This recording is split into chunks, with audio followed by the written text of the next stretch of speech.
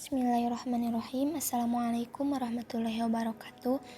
Nama saya Linda Melinda dari kelompok 11 yang akan memaparkan materi sistem barter dalam kajian hukum Islam. Islam merupakan ajaran sempurna yang mengatur seluruh sisi kehidupan. Islam tidak membedakan antara sesuatu yang bersifat duniawi dan yang bersifat ukhrawi.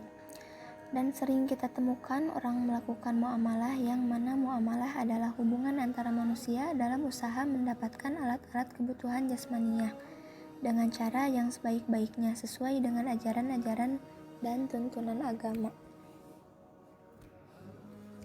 Jual beli merupakan pertukaran harta tertentu dengan harta lain berdasarkan keridhaan antara keduanya, atau dengan pengertian lain yaitu memindahkan hak milik dengan hak milik lain berdasarkan persetujuan dan hitungan materi. Islam mengajarkan beberapa etika yang harus dipatuhi umatnya, khususnya dalam melakukan aktivitas jual beli, antara lain yaitu harus bersifat jujur, transparan, dan adil terhadap barang yang akan dijual kepada orang lain. Misalkan seperti barang itu cacat atau bagus, tidak ada paksaan atau tipuan antara kedua belah pihak yang akan melakukan jual beli, serta menyempurnakan takaran dan timbangannya. Sebagaimana firman Allah dalam Quran surat An-Nisa ayat 29, yaitu Bismillahirrahmanirrahim. Ya ayyuhalladzina amanu la ta'kulu amwalakum bainakum bil batili illa an takuna tijaratan an tarodim minkum wala taqtulu anfusakum innallaha kana bikum rahima, yang artinya, wahai orang-orang yang beriman, janganlah kamu saling memakan harta sesamamu dengan jalan yang batil, kecuali dengan jalan perniagaan yang berlaku dengan suka sama suka di antara kamu. Dan janganlah kamu membunuh dirimu, sesungguhnya Allah adalah Maha Penyayang kepadamu. Nah, untuk memenuhi kebutuhan hidupnya, masyarakat tidak dapat melakukan semuanya seorang diri. Ada kebutuhan yang dihasilkan oleh pihak lain dan untuk mendapatkannya, seorang individu harus menukarnya dengan barang atau jasa yang dihasilkan. Seiring dengan kemajuan zaman, merupakan suatu hal yang tidak praktis jika untuk memenuhi suatu kebutuhan, setiap individu harus menunggu atau mencari orang yang mempunyai barang atau jasa yang dibutuhkannya, dan secara bersamaan membutuhkan barang atau jasa yang dimilikinya. Oleh karena itu, dibutuhkan suatu sarana lain yang berfungsi sebagai media pertukaran dan satuan pengukur nilai untuk melakukan sebuah transaksi.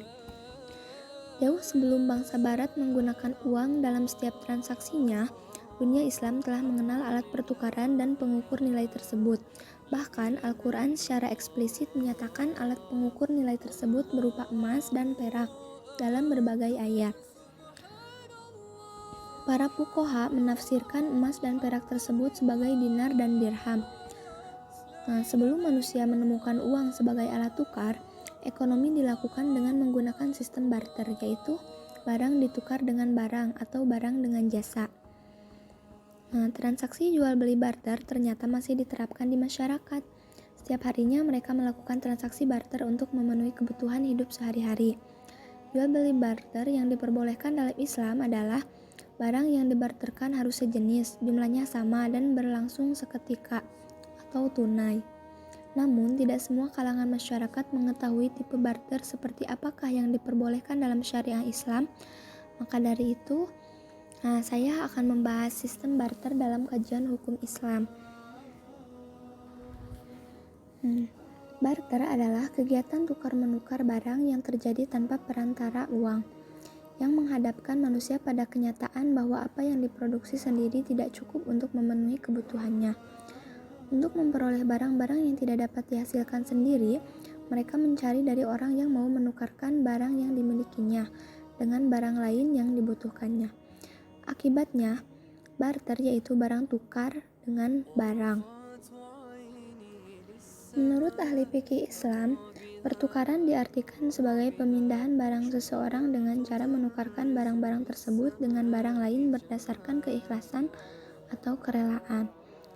Menurut Menurut Khairuman Pasaribu, tukar-menukar secara istilah adalah kegiatan saling memberikan sesuatu dengan menyerahkan barang.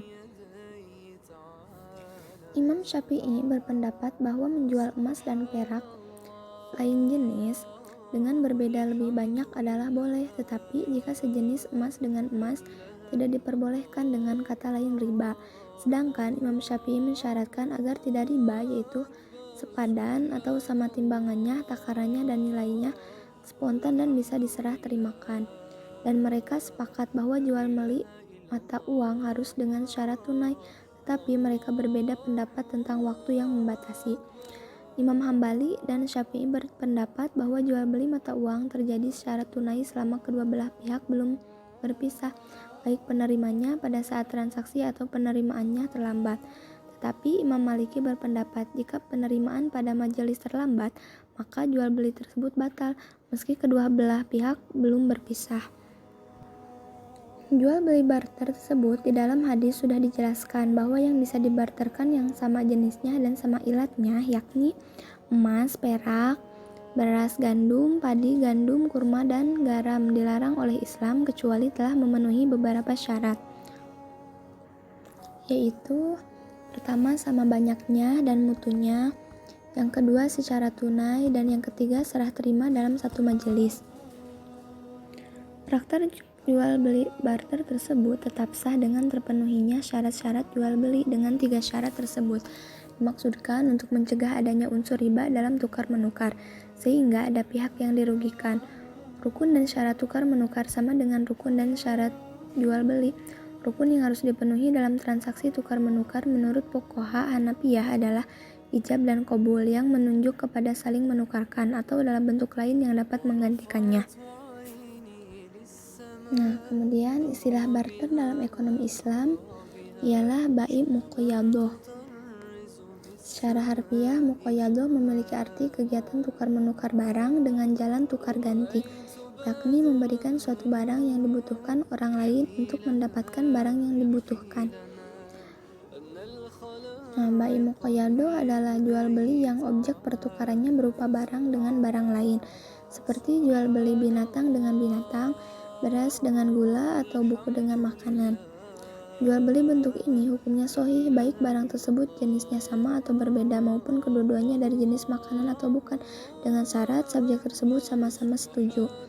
Abu Hurairah mengatakan bahwa Rasulullah SAW bersabda, keduanya yaitu subjeknya jangan berpisah kecuali sama-sama setuju.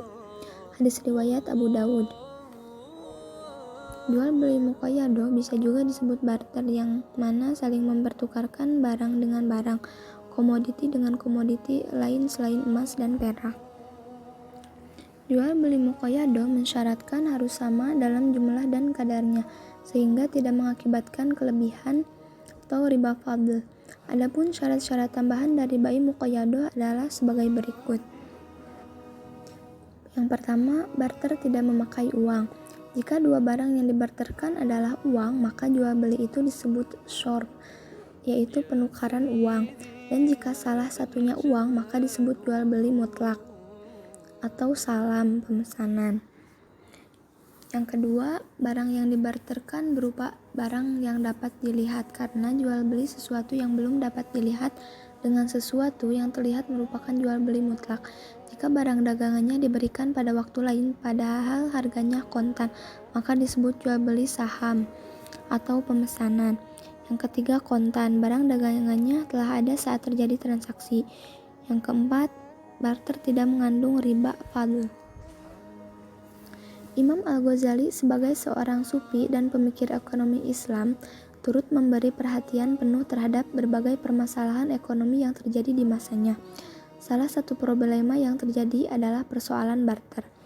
Al-Ghazali selalu melakukan pengamatan panjang demi memperoleh solusi dan demi kelangsungan kegiatan ekonomi. Terbukti dalam salah satu karya Al-Ghazali, yaitu Kitab Ihya Ulumuddin. Beliau menjelaskan secara rinci tentang bagaimana manusia melakukan kegiatan ekonomi. Dalam memandang sistem barter, contohnya Al-Ghazali menemukan beberapa kelemahan di dalamnya.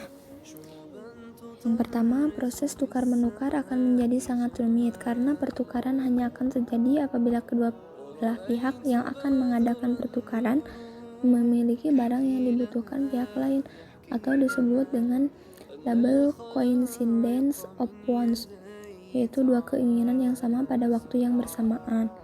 Yang kedua, tukar-menukar barter terdapat kesulitan dalam memberikan nilai ke atas suatu benda. Sulitnya menentukan nilai dalam bentuk nilai tukar dengan berbagai jenis barang lain. Yang ketiga, perdagangan barter dapat menghambat kelancaran kegiatan bisnis perdagangan yang pembayarannya ditunda hingga ke masa yang akan datang. Kemudian, solusi yang diungkapkan Al-Ghazali terhadap persoalan tersebut ia tuangkan dalam kitab Ihya Ulumuddin pada bab sabar dan syukur. Al-Ghazali mengungkapkan bahwa dalam transaksi muqayadah atau barter, sekalipun uang dibutuhkan sebagai penentu nilai yang sama antara dua barang yang dipertukarkan, misalnya pertukaran unta dengan kunyit, tidak ada kesamaan antara keduanya yang memungkinkan kita menentukan nilai dan jumlah yang sama menyangkut berat dan bentuknya. Barang-barang tersebut tidak memiliki kesetaraan untuk diperbandingkan secara langsung, karena kita tidak dapat mengetahui beberapa banyak kunyit yang harus disediakan supaya setara dengan nilai unta. Transaksi muqayadah tersebut sangat sulit. Barang-barang tersebut memerlukan media yang dapat menentukan nilai tukarnya secara adil, sehingga ditentukanlah terlebih dahulu objek jual beli tersebut dengan standar nilai harga, seperti seekor unta sama dengan 100 dinar dan kunyit sejumlah tertentu sama dengan 100 dinar. Maka setelah masing-masing barang tersebut sama dengan jumlah dinar tertentu, kedua jumlah tersebut sama satu sama lain. Demikianlah wawasan yang sangat luas dan mendalam dari Imam Al-Ghazali yang Hujjatul Islam, yang terkenal dengan teori evolusi uangnya.